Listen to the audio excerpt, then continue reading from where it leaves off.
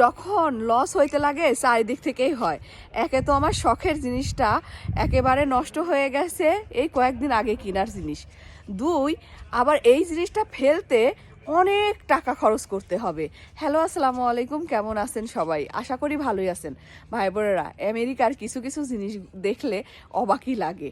এই যেমন ধরেন আজকে আমার একটা শখের জিনিস নষ্ট হয়ে গেছে, সেটা ফেলবো, সেটা ফেলতেও আমার কিন্তু টাকা খরচ করতে হবে। তবে একটা বুদ্ধি আছে, সেটা হচ্ছে টাকা না খরচ করে আজকে আমি একটা বুদ্ধি করে এবার ফ্রিতে এই জিনিসটা ফেলতেছি। চলেন পিছন ক্যামেরা যা দেখে আমার শখের জিনিসটা কি, আর জানলে অবাকও হবেননি যে এইখানে এই সিস্টেমটা কিভাবে কাজে লাগাতে হয়।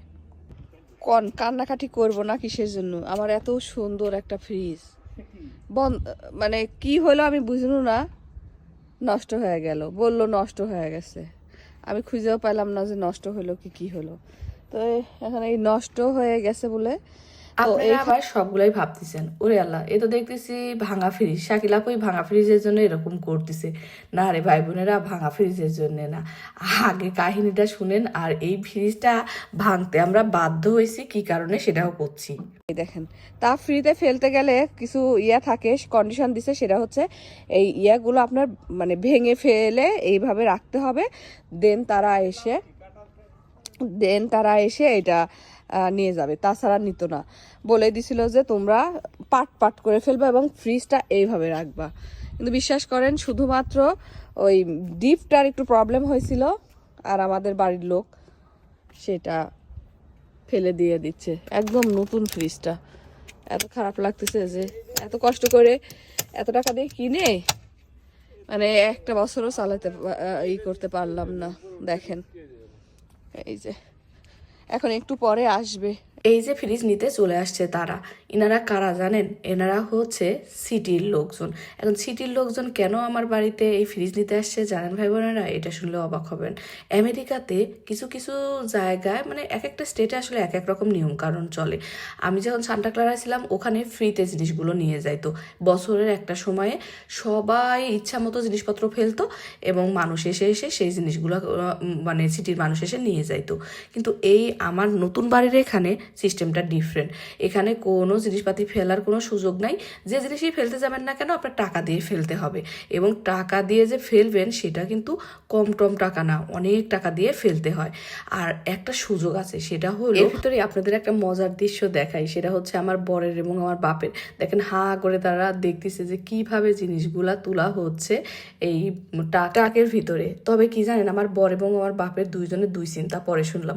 আমার বাপ চিন্তা করতেছে এত বয়স্ক মানুষ কিভাবে কাজগুলো করতেছে। আমাদের বাংলাদেশে হলে বয়স্ক মানুষগুলো কোনো কাজই করতো না।